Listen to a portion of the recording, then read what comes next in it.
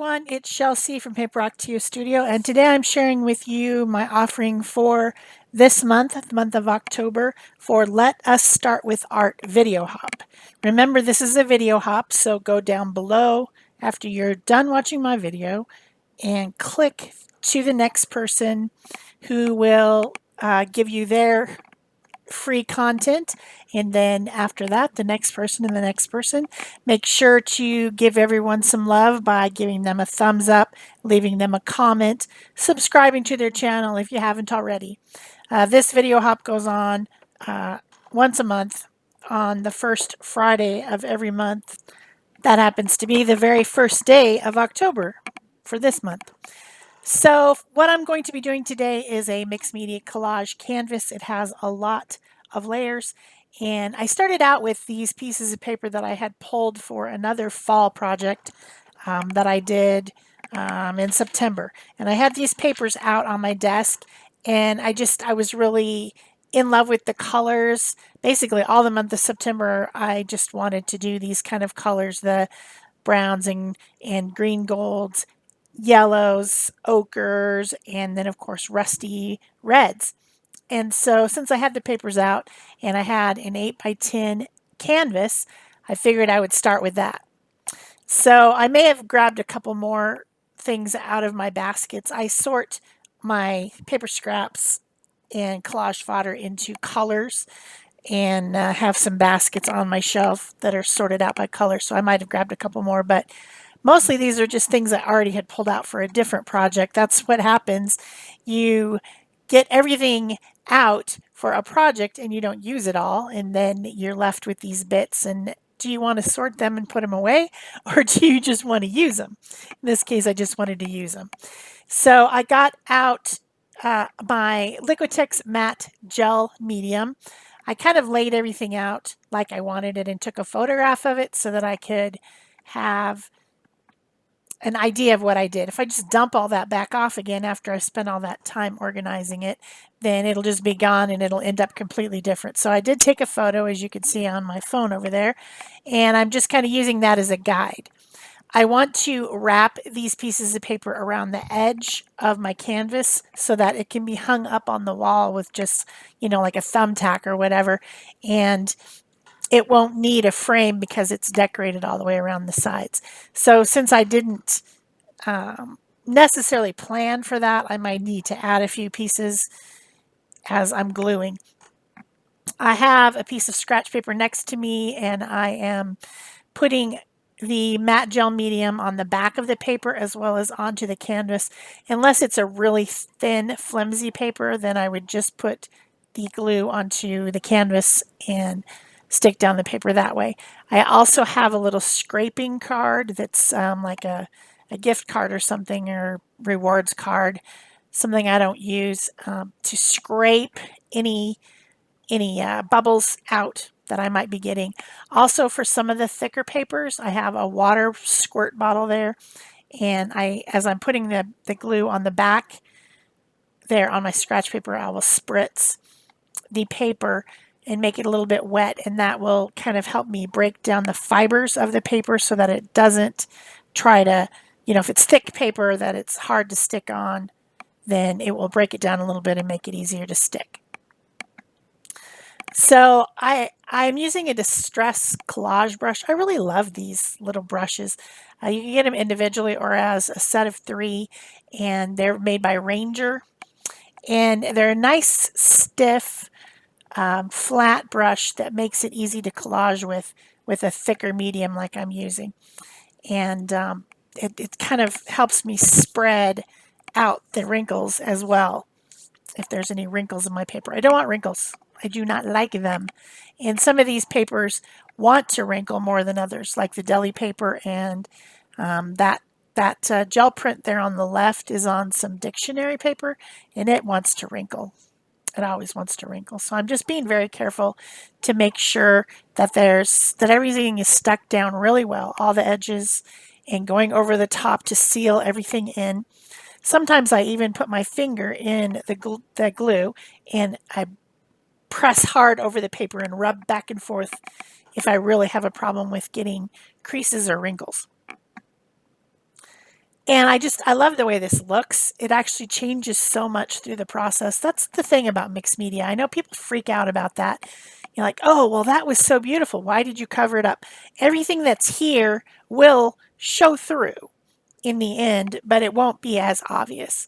But I did want to kind of blend a little bit of the edges, especially where there was a very light, straight edge. I didn't want this to look like a grid. I wanted it to be very organic looking. So I got out a few different colors, the green gold, the sepia, kind of a ochre color, some Naples yellow, and some titanium white. And I'm using those with my finger to kind of blend edges here and there. And it changes the whole look of it. It brings in a lot more of that yellow color. Lots of it. I'm mixing it with the titanium as well, so I'm getting some light golden glow to the whole thing. I don't think I got out any of the rusty color. I should have gotten some of the rusty color too, but I didn't, I guess. And I'm just trying to blend the edges, trying to calm down anything that looks too white or too obvious. I want this to be a background. I don't want it to be like, oh, look at that fern down in the left corner. So I did put some paper over the middle of that fern, and I'm also blending it as well so that it's not right in your face. This is just the first layer, the background of everything. The base. It's the base. I've also got the, flower shapes that I don't want to show up as much. I just want you to see color and pattern and not some sort of a shape when you look at it. That's what I'm striving for anyway. Sometimes you can't get away from the shape and you just see it no matter what. But I'm trying to kind of get everything calm and blended. And I had this big plan for this canvas that did not go at all the way I intended, as you'll see as the show goes on. This video hop is all about wall art, like things that you can hang on your wall. There isn't any ATCs or altered tags or journal pages or anything like that. It's all canvases or things that you could frame and hang on your wall. So here's one of my stencils. I designed this stencil and it's manufactured by Stencil Go Products. I'll make sure there's a link below so that you can see where you could purchase it. It is a scene of cactuses, and there's different types that I drew by hand, and then it's made into a stencil. I used some excuse me, some iCraft Pixie spray, which is a light tack adhesive for stenciling, and I put that on the back, and then I waved it in the air for a minute so that it just becomes tacky, kind of like post-it notes on the back of the post-it notes, sort of. And then I stuck that down to the canvas, and I'm using some 3D matte gel, which looks cloudy here, but it dries clear.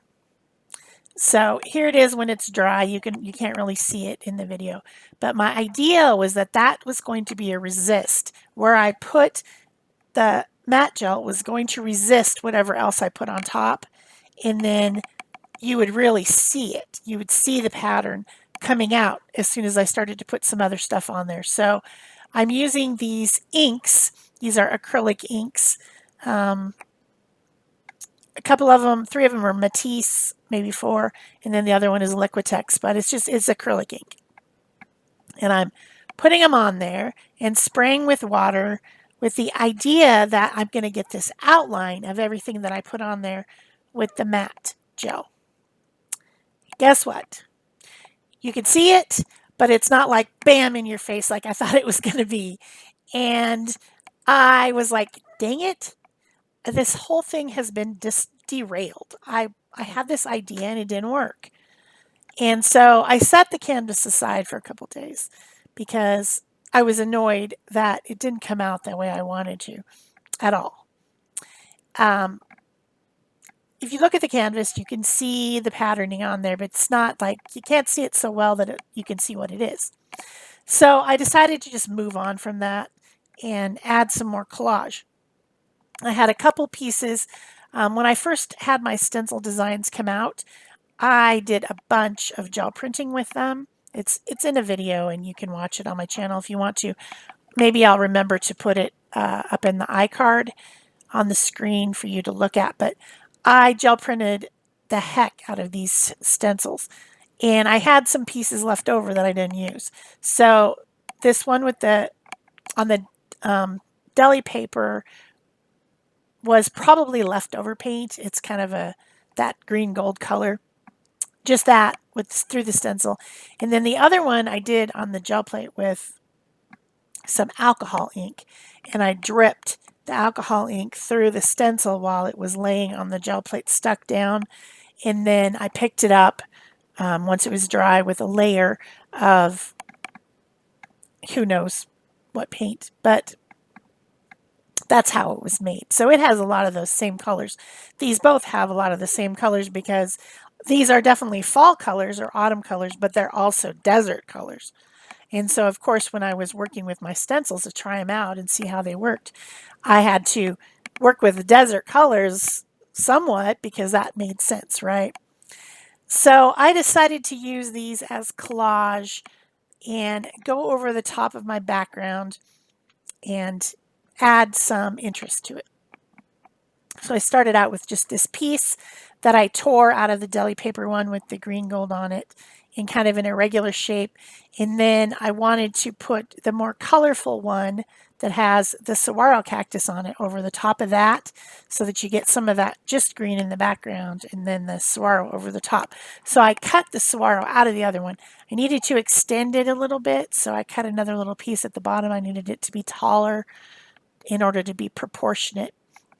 And then after that was glued down, I wanted something else over on the left. And so I found this piece of interesting collage fodder paper that was kind of oranges and yellows. And I tucked that in and then cut out another one of the pieces from the other gel print. And it's got like an agave type fern on it. Not fern really. They're not ferns, but they grow from the ground in a fern type of shape. That's why I think of it that way. It could also be an aloe vera, something. And I stuck that one down. Then I added another little smaller square of that orange paper down in the corner because it felt out of balance. Then I decided to start doing some detailing.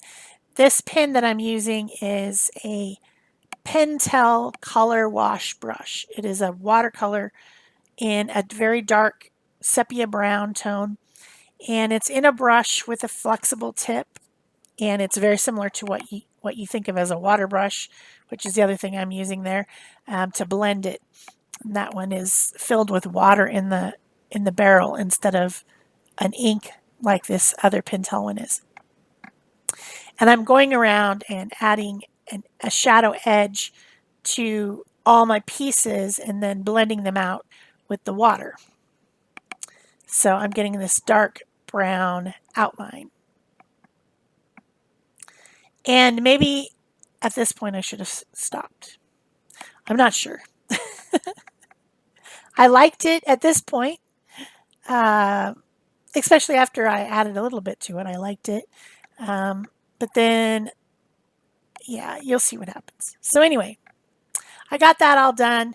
I have these little rocks on the stencil, and I don't like it when something is not grounded. Like it's not on the ground, it's just floating. That bothers me, especially if it's something like a plant or something like that. An animal, everything has to stand on something. I don't think things float. And so I always have to do that with my canvas. So I use these little rocks, the grounding bits off the stencil with some of that raw umber, dark brown paint. And this is where I started to get in a little bit of, I don't know, I started to get annoyed a little bit because now I have two horizon lines. That bugged me. I got out some sequin waste, punchinella, it's called sometimes, and used that as a stencil because it was on my desk, and it makes a really cool circle shape. And I used that with the Naples yellow all around, adding some pattern back into the background, blending a little bit of the edges, and I thought that looked pretty good. If you don't have sequin waste, you can actually buy a stencil that looks exactly like it, but why would you if you had sequin waste? I decided to add a little bit of splatter with that dark paint, and so I got out a fan brush and added some splatter. And then what was bothering me was that now I had this really bright white, and I thought, well, I can just glaze over that and make it a little bit more, not so white, but more like a golden color, right? So I blended some glazing liquid with some of this Naples yellow paint and went over the areas that I thought were too bright white because it just didn't seem right. But then everything got muddy. And I decided, well, I just need to make more layers. So I got back out the acrylic inks that I enjoy so much, and I did some dripping on them with water, the rust color, the green gold color, the wheat color. And this is what you do. You work. You just keep working until you like it. And that's what I'm doing, is because now I've done something that I didn't like as much, and I now need to bring back these brighter colors because the Naples yellow just muddied it, made it, kind of added a mist over the top. I should have been more careful about making sure it blended into a glaze. So adding back in color. So I hope you guys are enjoying this video, and if you are, please remember to give it a thumbs up, leave me a comment or question below, subscribe if you haven't already, turn on your notification bells, and of course don't forget to go hop through all the video links below the video and check out everyone else's offerings for this month, because there should be some fun stuff out there. I haven't seen them, but I will. I'll be watching them at the same time as you. So now I need to bring some of the dark back in again because it's gotten obliterated by, and of course that color brush that I was using is a water-soluble product. So some of it got washed away because I was spraying water. And then my last thing to do, I decided to bring back in some light, some brighter light, highlights. But I didn't want to use a white pen because this has got this whole golden glow looking. So I got out some Pan Pastel, which has an off-white option in the yellows to use on my piece. This may change a little bit when I spray it. Sometimes when you seal up the Pan Pastel, the color fades away a little bit, so it won't be quite as bright. But that was my option. I don't have an off-white or light yellow pen of any sort, a paint pen, like a Posca or something. I don't have anything like that. So then adding back in some of the dark again, just going back and forth until I was happy with it. I also added some of that light yellow in the background off camera. And I also made a circle, kind of like a circle on a rectangle. You'll see it in the pictures at the end. So that's it for me. Thanks. Bye-bye.